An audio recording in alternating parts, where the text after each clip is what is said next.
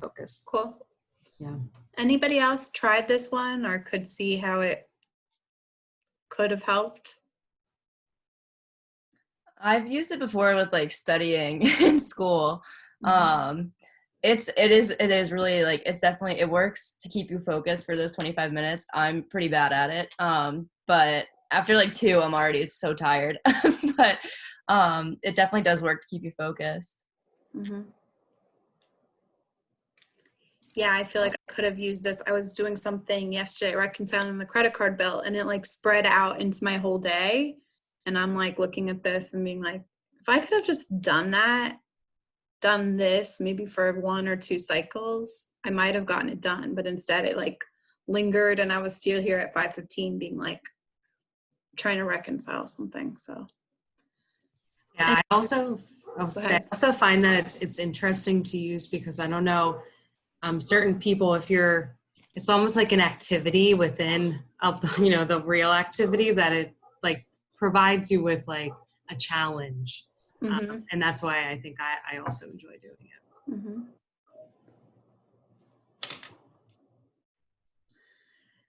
And the next is Eisenhower. So this was this table of urgent, not urgent, important, not important, talking about delegation and getting rid of things. And we talked about scheduling kind of routine things like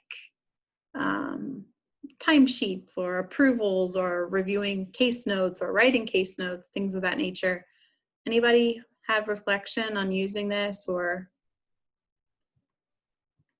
I've certainly been using the schedule for the routine but important things quite a bit.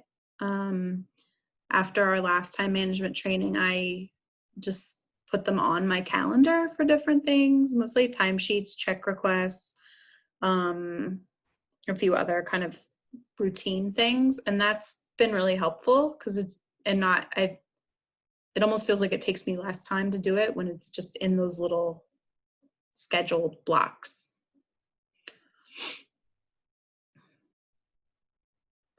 I think the hardest one on this is the eliminate. Yeah. I think that a lot of times we forget to do that. Like you can kind of conceptualize those other ones, but then really identifying things that you can let go. Right. Yeah, I think I don't know that I've successfully identified anything to let go.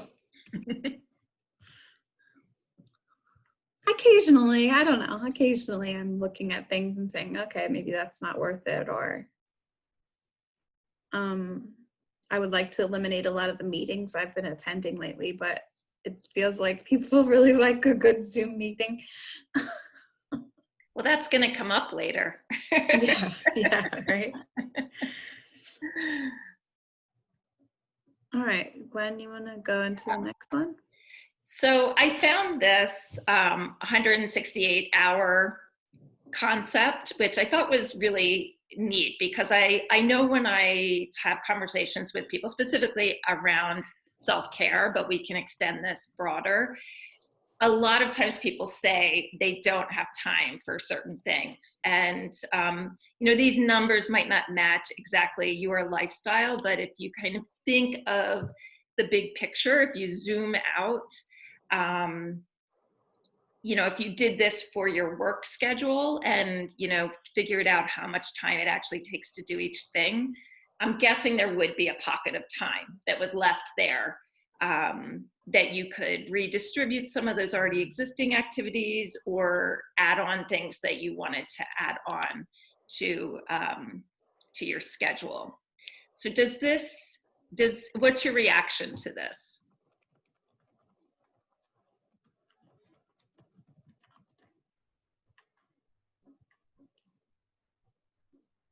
Well, I think it just helps to just show how much time you actually do have when people, or like also like the time that you're using to do other things that should not be taking as long, or vice versa sometimes. Does anyone else have an iPhone that says you've used your screen this much this week? Yeah. I'm like, oh man, that's like making a dent into this thing. Like I gotta, Yeah. It's almost like a budget for time. Yeah. Yeah. Yeah. And if you think in 1 week, there's this 37 hours, that's a lot of time, you know? Yeah. So I'd be curious to do it for a work week. Like if we could think of what would go in those categories for your work week, like maybe, meetings, supervision, Yeah. the stuff that you have to go to and take care of, and then what's left over. So that might be an interesting activity to do for yourself or in your next team meeting. So I wanted to address specifically working at home because it's different. It's just different. And even though we may have taken 1 or 2 days in the month to do the work at home, it's very different to have it be an ongoing scenario. And I'm just going to jump ahead to this because Gretchen just mentioned that. I was reading that there are just across the board for many different workplaces, there are just more meetings because we now have this technology that maybe we didn't really use before, even though it was there. And, and people are putting more meetings on the schedule. So there is something to that. And another thing that was mentioned was that because there are so many meetings stuck into the day, that we end up with sort of fragmented time periods. And to not, to really acknowledge where those time periods are and either create a break there or put in an activity that you could do in that amount of time, as opposed to, like sometimes you get off of these meetings and you're a little disoriented and, not ready to jump back in. But finding a smaller task that maybe you can put in there. But of course, and I'm sure you've seen a lot of these have been floating around different places, but especially given the longer term nature that we're doing this kind of work, really creating a workspace, or if you have room too, that is, focused on decluttering. I know I work a lot at my kitchen counter, and I've gotten in the bad habit of not doing like the breakfast dishes before I start. So I'm like staring at these dirty dishes, and I realize how much better I feel when I just kind of clean up that space, making sure you have office supplies and the things that you need to do your work. Always setting regular work hours. I'm in my glory right now because I like to start working at 5:30 in the morning. So this has been great, but just paying attention to what that, what your work hours are, of course, working in with other people's schedules that you need to work with, and really plotting things on your calendar, which is something I think people often don't do. We kind of have in our head what we need to do that day. But, if someone goes onto your calendar and wants to schedule a meeting and that time looks blank, you might suddenly be in the position where you're trying to juggle a few things. Getting dressed for work, and dressed, I should have put in quotation marks, because honestly, I never wear sneakers and sweatpants ever, but I have been now. But it allows me to get up and go take walks, and if I need to go do something outside, I'm kind of prepared. So getting dressed in a way that you feel like you're ready for the day, whatever that means for you. Having a routine in your work day, beginning and end. We are stripped of this routine of getting up, getting dressed for work, walking out the door, driving, taking public transportation, grabbing a coffee, going inside, setting up, like all those little routines that we have are suddenly, we don't have them anymore. So creating your new routine at home that really marks when the day is beginning and marks when the day is ending. Paying attention to interruptions, some of which are inevitable. That was so funny on the meeting today when the dog was barking. I mean, it's going to happen, right? There's kids, there's dogs, there's lawnmowers, whatever. But any interruption that you can limit, it should really be an effort there. Some of these, you can read along and make those changes.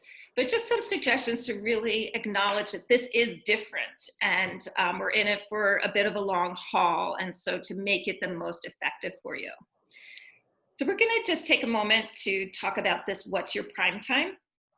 So you probably have been able to take advantage of your prime time more working this way because you're not strictly following a 9 to 5.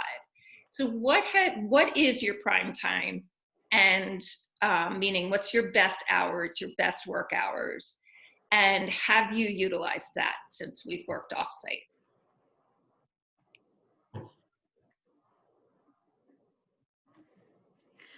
Well, mine is the opposite. My prime time used to be the like 8 to 9:30 time in the office once I was in the office and before everybody else came in. But now that's my like getting my son where he's going to be for the day time. So I need to find a new prime time.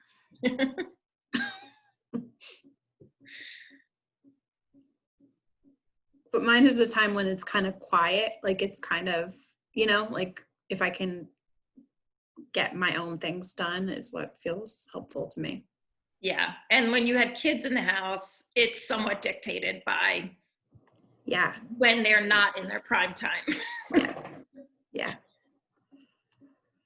How about others? Mine's from like 10 to like 1, 10 to 2-ish. 'Cause I don't know, I'm pretty bad about eating lunch. So then I'll work through that, and then all of a sudden I'm like, oh, I'm hungry. And then after that, I kind of die off. But in the morning is usually my best after I like work out or something. Yeah, I know my daughter is a big runner, and she has said how great it's been to be able to fit in the working out like whenever you really want to do it. And that's good. That's re-energizing, and it makes you better at what you do.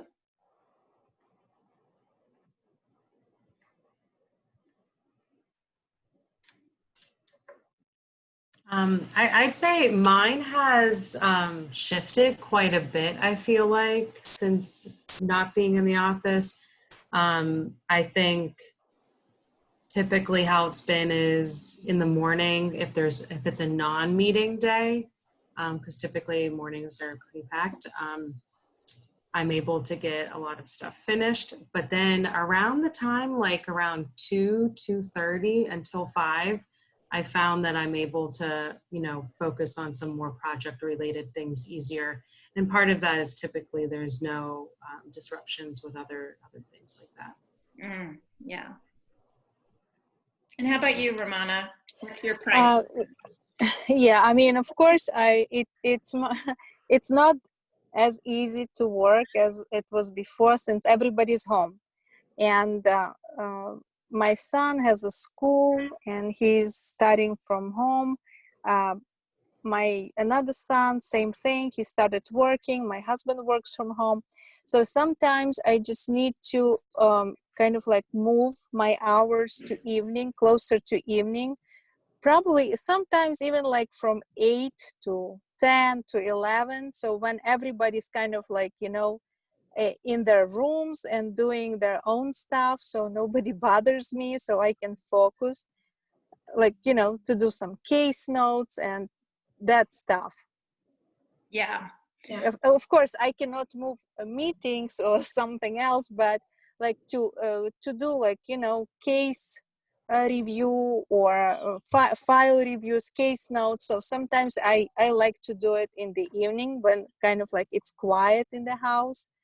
And yeah, so this is like, it's hard to pay attention when like everybody's moving and they have to move. Somebody comes, like my son works at Rite Aid, so he leaves and he needs to tell me something. When he comes home, he wants to tell me something, what happens. And you have to talk to him. Yeah. It's impossible like to tell him like, we'll talk later, because he's 18, he has a lot of emotions and this is his first job, and like he is a senior, he's graduating, and it's tough for him because he wanted to be in school those last few months. So, but I mean, so sometimes I just have to shift my hours a little bit. Mm-hmm. Yeah. Yeah. So, you brought up a good point too. I think when you think about this prime time, right? Obviously it's not our only time that we're working, isn't just our few hours of prime time, but knowing what tasks you really do better during that prime time.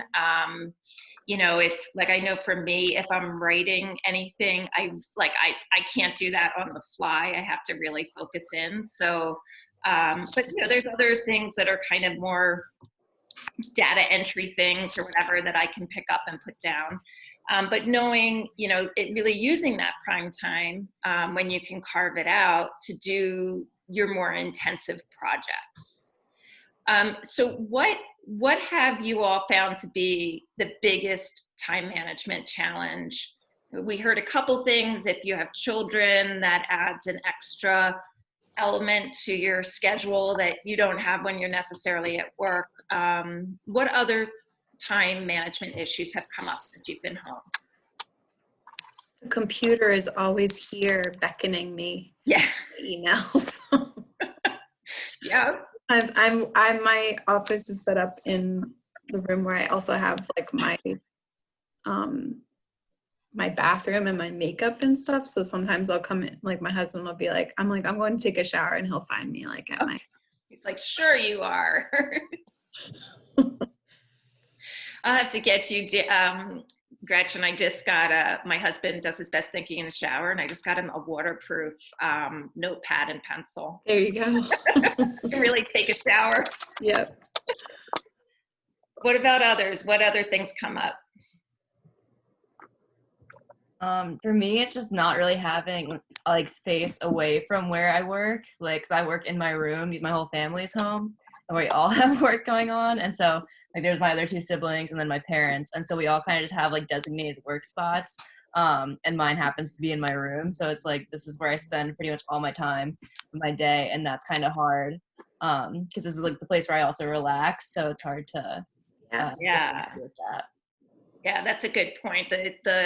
And that goes in with the childcare too. It's like your home life and your work life aren't as separated as they used to be.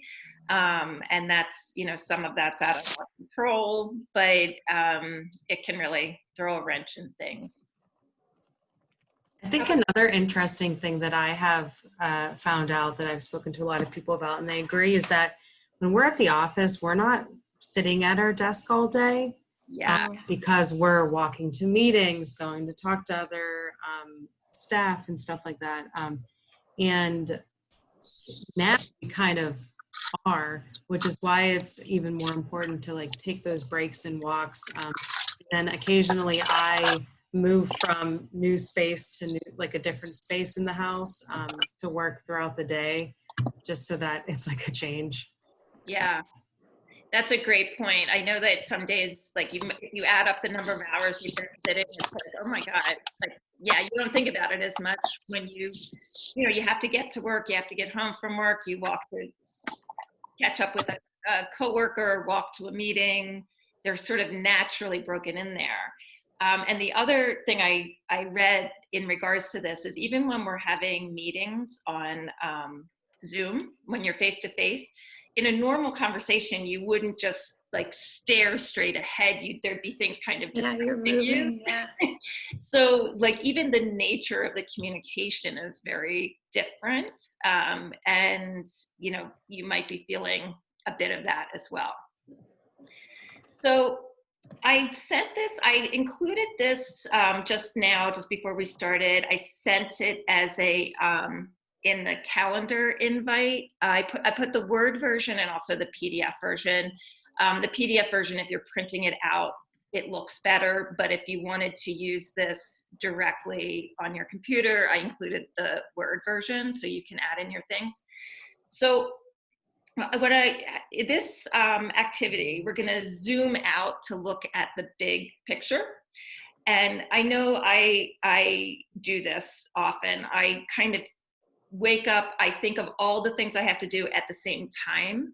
And it can seem overwhelming if you have a lot of things going on. So sometimes if we mark down the tasks that we have to do, like we're not, we can't really move them around, and think of it on a monthly basis. There's probably a few things. On a weekly basis, there's probably more. And then daily routine tasks, might be simple things like checking your email and, whatever you else might do. And then the routine meetings that you need to attend in that time. So as you're thinking about this, and if you want to jot down some of those things, it's going to be relevant for the next activity. So you can use this form to fill that out. And then we're going to just, we all have different learning styles and, ways that we feel organized. I'm very visual, so anything that's in like a very clear chart like this makes a lot of sense to me, but you might have a different learning style. So, this is just one way to think of it. But if we start to look at one day in our week, let's just take today for, whatever you had going on today, and we start to mark out our day. And in the Word version, you can add on more lines here if you need them. And marking things by the priority, whether they're routine, urgent, you have to get it done today, they're important, but not as urgent, and less important things that you might be able to push off to the next day should you not accomplish it, what the task is, any sort of little reminders you might need to make to yourself. And then as you go through your day, marking it off with an X if you've completed it, a partial X if you've mostly completed it, and a T if you're going to move it to tomorrow. So I just created these little symbols here so that you don't have to write those words out every time. So this was a typical Monday for me. And when I wrote it out like this, I always think of Mondays as being very busy because you're back from the weekend and you have a lot of things to do. But most of my things are pretty routine on Mondays. So I know to expect them. So maybe that gives me some insight into how I can get them accomplished, not all on Monday. Maybe I could tackle some of them on Friday. So why don't you take just about 5 minutes, and you can just do this on a piece of paper, or if you have the Word document in front of it, you can do that. And just take a moment to chart out today using this scale. So it will look like this, but I'm going to leave this up so you can see all the symbols. So we'll take about 5 minutes.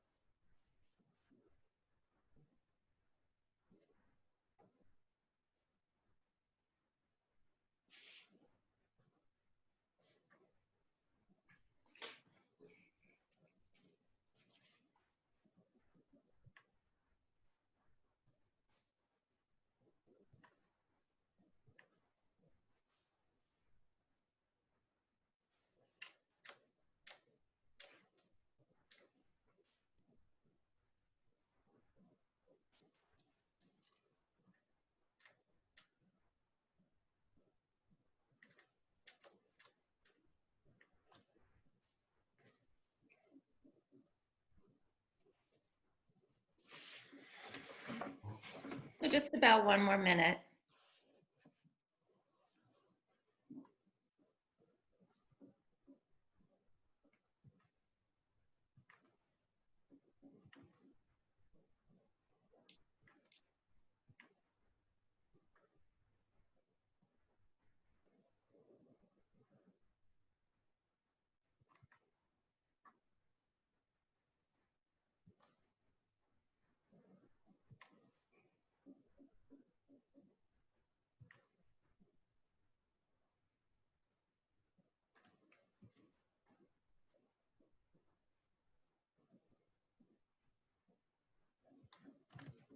So we'll come on back together. So how was this for you all? Was this something that seemed easy to do, or do you have some variation of it that would be more helpful for you?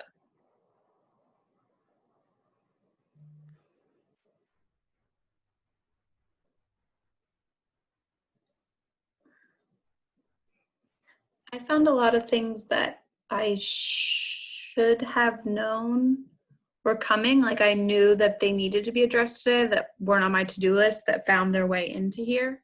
If that makes sense. Like, so, you know, I feel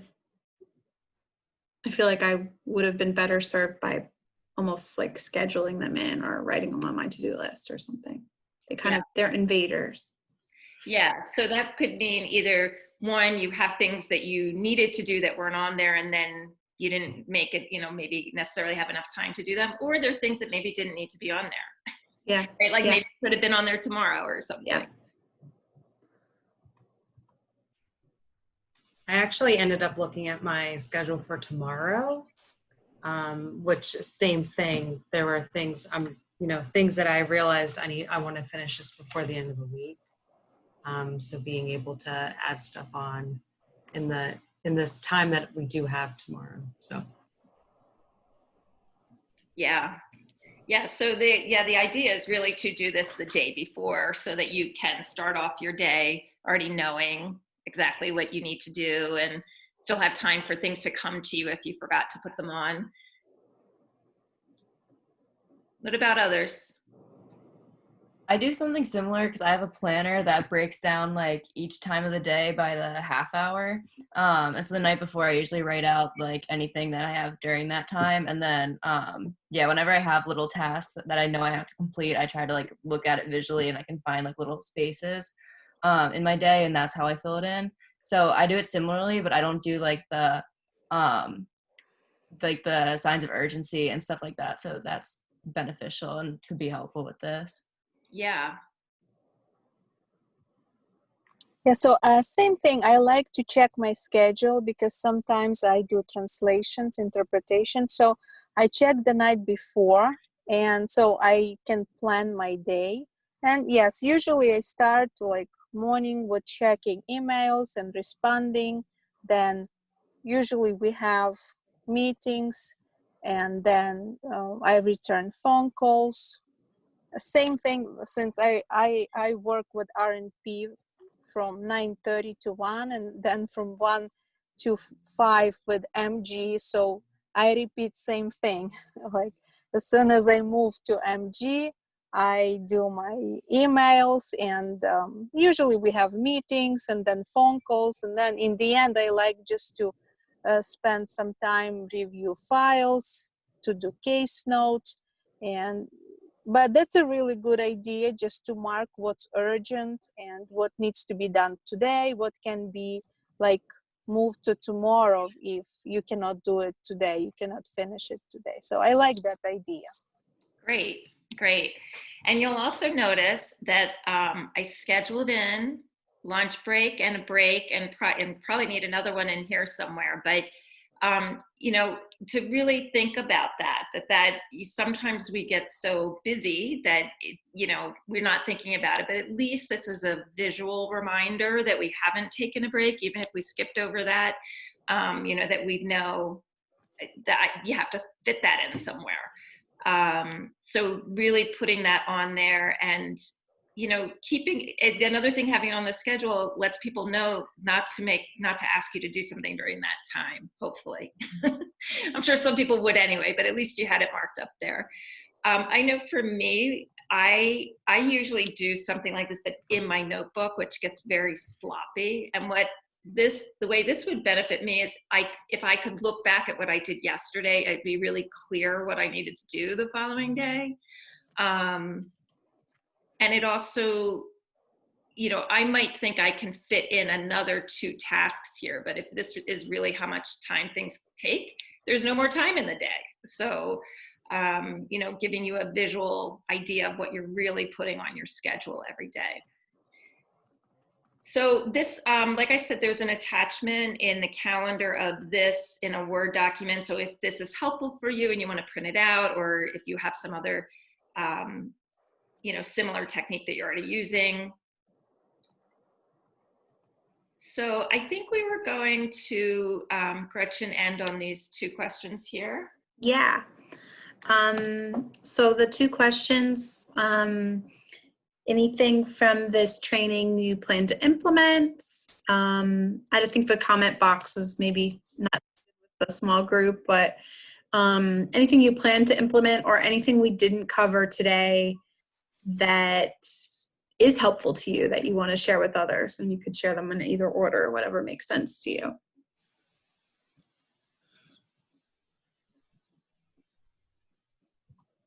Anybody? I think implementing breaks and then like when I eat lunch and stuff, just putting it onto like paper would definitely be helpful because I kind of said it earlier, but a lot of times it gets to be like 2:00 and I realize I just didn't eat lunch. So like putting it on there would just be a good reminder and to help to keep some structure in the day.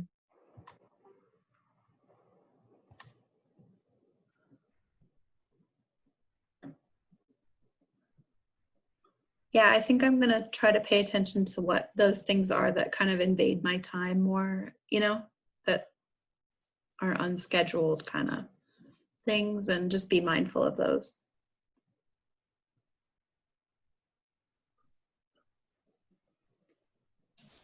And I think continuing to use some of the techniques from the beginning, especially the Pomodoro and the other one for the lists, I think that tends to help a lot. And for me, putting things onto my Outlook calendar helps a lot. But I liked the sheet that you have because it has the follow-up items. Typically, I have a specific notepad that I put my tasks on and follow-up items, and then I cross them out and then, redo that as that dies down, but maybe using something, maybe more of a hybrid of that on Outlook would help this year. Yeah.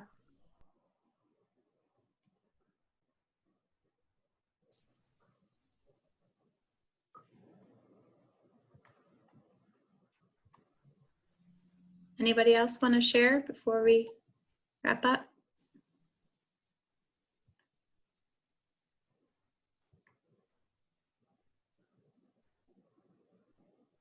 Well, hopefully this was helpful. We just wanted to kind of, like I said, give a little booster. So Gwen included this in the invite, and we'll send out the recording to everybody. And I think that's it. Thanks, everybody. And if you come up with any new ideas, please share. Yeah, let us know. I know we need to talk to Katie He about her sticker situation. She has something with stickers and some system that looks really interesting. Wow. Well, have a good day, everybody. Thanks, guys. Bye. Thank you. Bye. Thank you. Thank you. Bye-bye. Bye-bye. Bye-bye. Thank